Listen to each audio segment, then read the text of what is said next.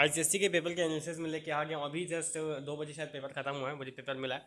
तो मैंने जो बोला था कि पेपर बहुत टफ आने वाला है, ऐसी काफ़ी ज़्यादा हाई चांसेस हैं, बट मैं किसी चीज़ को लेकर सर्टन कभी नहीं आता हूँ, क्योंकि ऑब्वियसली सर्टनिटी हमें नहीं पता पेपर एक्चुअल कैसा आने वाला है। बट जो कॉम्पिटेंसी की पीडीएफ निकालना, जो माहौल बन रहा था पेपर, मुझे अभी मैंने अभी पेपर देखा, मैं एनालिसिस थोड़ी करूँगा। अगर आपको चाहिए कि मैं सारे एमसीक्यूज़ का सलूशन दे दूँ वीडियो वाइज, तो कमेंट सेक्शन में मुझे बता दीजिएगा, मैं सॉल्व करके आपको एमसीक्यू प्रोवाइड कर दूँगा, मतलब जैसे आप बताएंगे। ठीक है।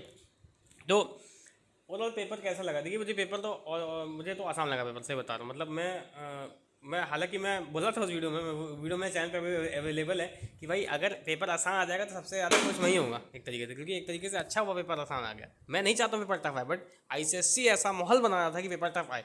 कल 12th वाला का पेपर टफ ही आया है, बहुत ईजी नहीं आया है, मतलब लेंदी था। बट ये पेपर भले ही लोग इसको ईजी माने, बट ये थोड़ा सा लेंदी पेपर है, मतलब दिस इज लेंदी। और इसमें हर क्वेश्चन ईजी नहीं होगा, कुछ क्वेश्चन तो टफ होंगे।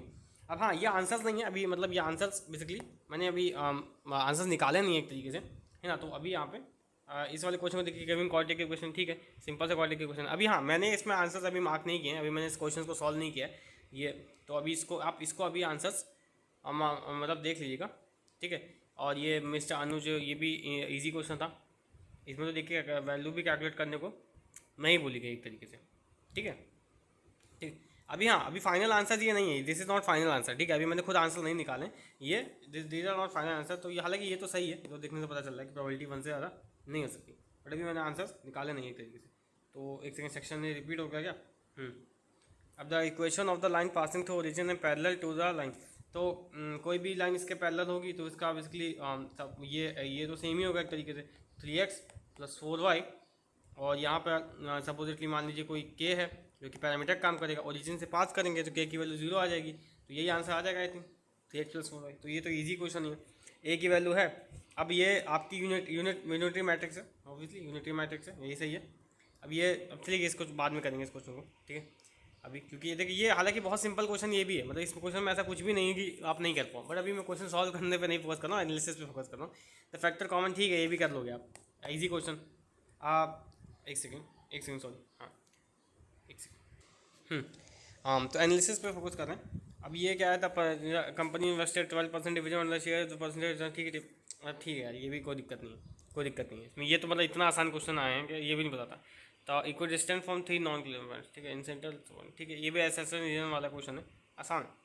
अब ये क्या है, अब देखिए ये सब क्वेश्चन आए हैं, देखिए इसमें आपको चेक करना पड़ेगा, ये थोड़े से ऐसे हैं तो थोड़े से लेंथी क्वेश्चन है। अब हालांकि रीज़न तो काफ़ी आपको मतलब ऑब्वियसली सिंपल ही दिख रहा होगा, इसमें तो कोई प्रॉब्लम आपको नहीं होगी, बट यहाँ पे असर्शन में थोड़ा सा आपको ऐसे दिमाग लगाना पड़े, ठीक है। बट ऑनेस्टली ये भी उतना टफ क्वेश्चन नहीं है। ये वाला कि ठीक है, ये सिमिलैरिटी पे आपको पूछा गया है, ये भी आप कर लोगे, सिमिलैरिटी का बेसिक है। Is the volume of the two spheres, अच्छा वॉल्यूम का रेशियो दे रखा है और आपका रेडियस का, तो अगर आपको यही भी पता होगा ना कि वॉल्यूम रेडियस से किस पावर में वैरी करती है, ऑब्वियसली पता ही है सबको कि डायरेक्टली वैरी करती है, तो ये भी अगर आपको पता है तो भी आप ये क्वेश्चन कर लोगे। मतलब आपको पूरा फॉर्मूला पता नहीं भी होगा तो भी चल जाएगा इसमें, तो मैं ये आपको ऑनेस्टली बताता हूँ, काफ़ी स्ट्रेट फॉरवर्ड इसका आंसर आपको देखने को मिल भी रहा होगा, ठीक है। तो चलिए देख लेते हैं, ये आप सॉल्व कर लीजिएगा। अब ये क्या है, अब ये CGST charge the rate of 4%।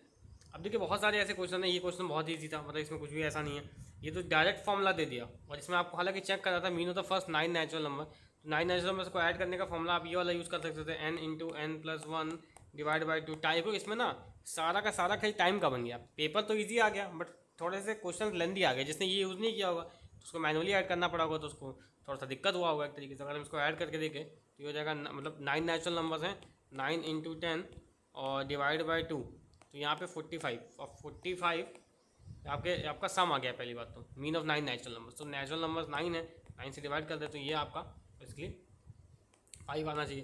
तो ये ऑब्वियसली यहाँ पे ये ऑप्शन सही है कि ए फॉल्स है, बट R2 है, ठीक। अब हाँ, कुछ कैलकुलेशन गलती मुझसे हो जाएगी तो कमेंट सेक्शन में बता दीजिएगा, गलती हो सकती है। यार ये क्वेश्चन बहुत आसान है, मतलब बहुत आसान है क्वेश्चन, इसमें कुछ है ही नहीं ऐसा।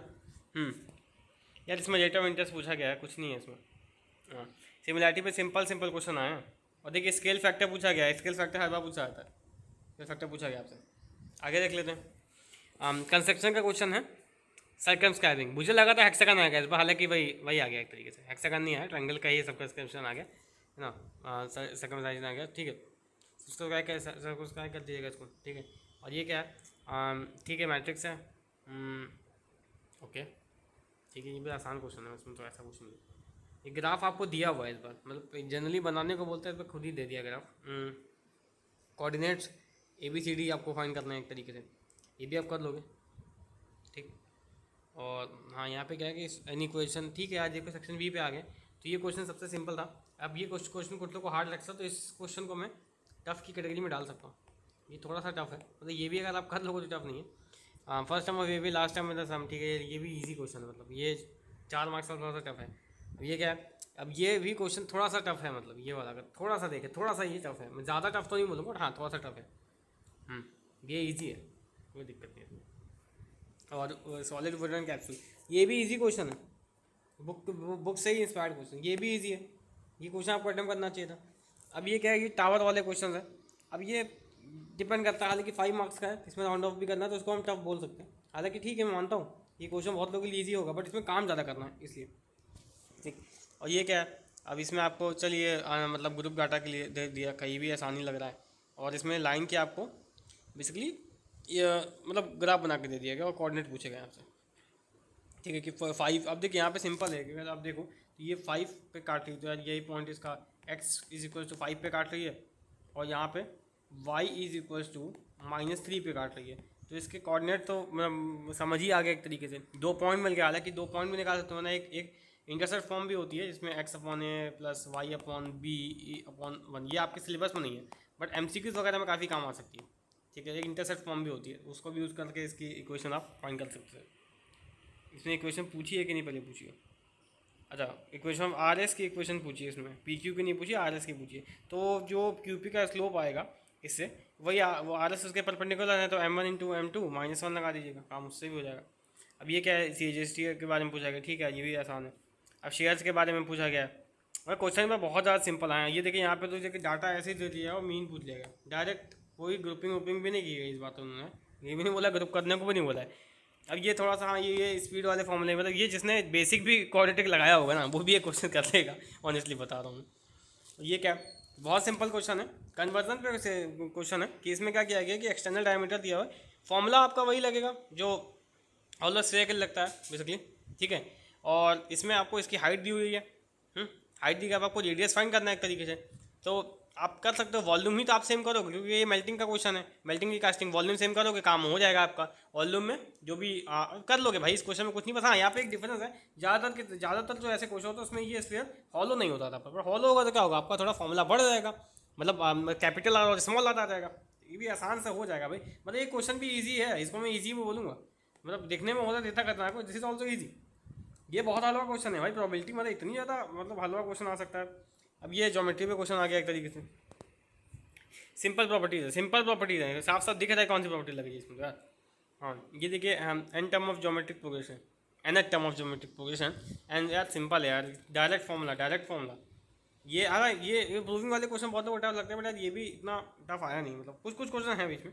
इसमें देखिए वो गाइड आपको दिया हुआ है, ऐसा क्वेश्चन कॉम्पिटेंसी बेस वाले में था, इतना मुझे याद आ रहा है। आसानी है ये भी। पेपर खत्म हो गया, तो मेरा वर्डिक्ट क्या है पेपर को लेके, पेपर मैं एक ही बार बोलूँगा, पेपर ईजी है। मतलब मैं अभी कुछ दिन पहले वीडियो बना के बोला था पेपर टफ आएगा, बट मेरा एक मतलब जो टाइप का माहौल बन रहा था, तो मैंने बोला था, वीडियो अभी भी चैनल पे अवेलेबल, मैं वीडियो हटाने नहीं वाला, क्योंकि लॉजिक नहीं बनता। देखिए वो मैंने क्यों बोला था, क्योंकि रीज़न था कि उसकी वजह, क्योंकि कॉम्पिटेंसी बेस्ड क्वेश्चन और काफ़ी चीज़ें ऐसी हो रही थी, पेपर का जो स्पेसिमेन का अलग से पेपर निकाला गया एक तरीके से, थोड़ा सा चेंज हुआ पैटर्न। तो उन्हें बताया था कि भाई higher oriental thinking based question ज़्यादा आएंगे, तो पेपर टफ हो सकता है। बट इसमें कॉम्पिटेंसी बेस्ड क्वेश्चन मुझे लगता है ज़्यादा आए तो हैं, कुछ तो आए हैं जो एप्लीकेशन बेस्ड ही क्वेश्चन आए बहुत सारे, बट उतने अच्छे लेवल के नहीं आए एक्चुअली। तो पेपर ईजी है, पेपर काफ़ी ईजी है ना, बट हाँ कुछ क्वेश्चन टफ है, तो मतलब पर यहाँ पे मैं ईजी टू मॉडरेट इसलिए बोल रहा हूँ क्योंकि टाइम बहुत इंपॉर्टेंट है। भले 3 घंटे का पेपर है, बट अभी करने पे आए तो पेपर थोड़ा लेंदी है, तो मैं ईजी टू मॉडरेट बोलूँगा। हाँ, मैं टफ किसी कैटेगरी से नहीं बोलूँगा, कुछ क्वेश्चन भले ही टफ हैं, बट मैं इजी टू मॉडरेट ही बोलूँगा। इसका मतलब है कि 80 आउट ऑफ 80 अगर आपने पूरे साल पढ़ाई की है तो आप एक्सपेक्ट आराम से कर सकते हो, और बाकी जिन्होंने लास्ट महीना 2 महीना भी पढ़ाई की है तो वो भी एटलीस्ट 70+ एक्सपेक्ट कर सकते हैं 80 में से। एटलीस्ट आज के अगर 1-2 महीने में उन्होंने ढंग से पढ़ाई की, 1-2 महीने में ढंग से पढ़ाई की है, ठीक है। अब बात करें मार्किंग की, तो पेपर थोड़ा सा ईजी आ गया एक तरीके से, थोड़ा क्या बहुत ज़्यादा ईजी आ गया। तो मार्किंग यहाँ पे बेसिकली मॉडरेट ही होगी। हार्ड तो देखिए मार्किंग कभी होती नहीं है, पहली बात तो हार्ड कभी मार्किंग होती नहीं है, ये इसके बारे में आप छोड़ दीजिए कि मार्किंग कभी हार्ड होगी। पर मॉडरेट मार्किंग आपको देखने को मिलेगी, मतलब ना ही ज़्यादा इजी होगी ना ही ज़्यादा हार्ड होगी, मतलब हाँ कुछ कुछ मार्क्स कटेंगे भी। ठीक है, चलिए, थैंक यू।